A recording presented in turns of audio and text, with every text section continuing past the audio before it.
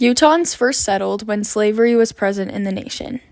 Understanding the history of racism in Utah can help create a basis of understanding in where our issues stem from today.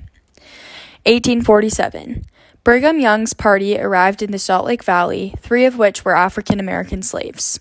Their names were Green Flake, Hark Lay, and Oscar Crosby. According to UtahHumanities.org, federal census reports the existence of 26 black slaves in Utah in 1850, and slaveholding was formally sanctioned by the Utah legislature 2 years later in 1852. Additionally, beginning in the 1950s, black people were denied the priesthood, a custom of the Church of Jesus Christ of Latter-day Saints. 1862. Slavery officially ended after U.S. Congress abolished it in the territories. Jim Crow laws started developing as early as 1865 and were around for about 100 years. They were meant to disparage African Americans in ways including denying them the right to hold jobs, get an education, vote, and other opportunities.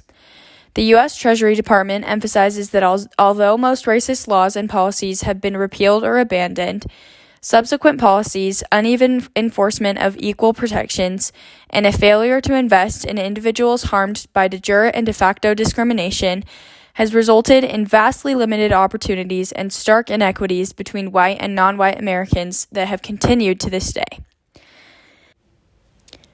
In 1888, Utah legislature prohibited marriage between white and black people. Beginning in 1890, the black population increased during the 1890s and the early decades of the 20th century, and racially based discriminatory practices expanded throughout the state, as stated by Utah History Encyclopedia. This is when segregation began to really take off in Utah and was implemented into the school systems of Utah in 1895. From here, racial segregation was in full force and was implemented in public areas as well as housing. This meant that some areas contained zoning laws that prohibited black families from moving into predominantly white areas.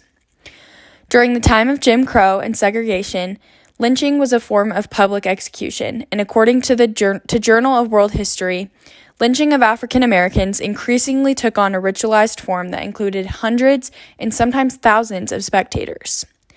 In 1925, Robert Marshall was lynched in Carbon County, Utah, for allegedly killing a white guard. Starting in the 1930s, redlining began in Utah. Maps were created to show mortgage lending risk. The areas marked in red as hazardous were most often outlining black neighborhoods. In 1943, an NAACP branch was created in Ogden, Utah. Utah's racial climate began to improve over the next few decades, and in 1964, Congress passed the Civil Rights Act, which prohibits discrimination on the basis of race, color, religion, sex, or national origin, as stated by U.S. Department of Labor.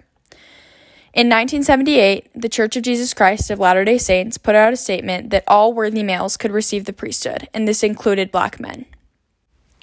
Although it's impossible to mention every significant event in Utah's racial history, learning about how racial inequality presented in Utah in the 19th and 20th century can help Utahns continue to educate themselves about an issue that is still present today, especially in the diverse state we live in.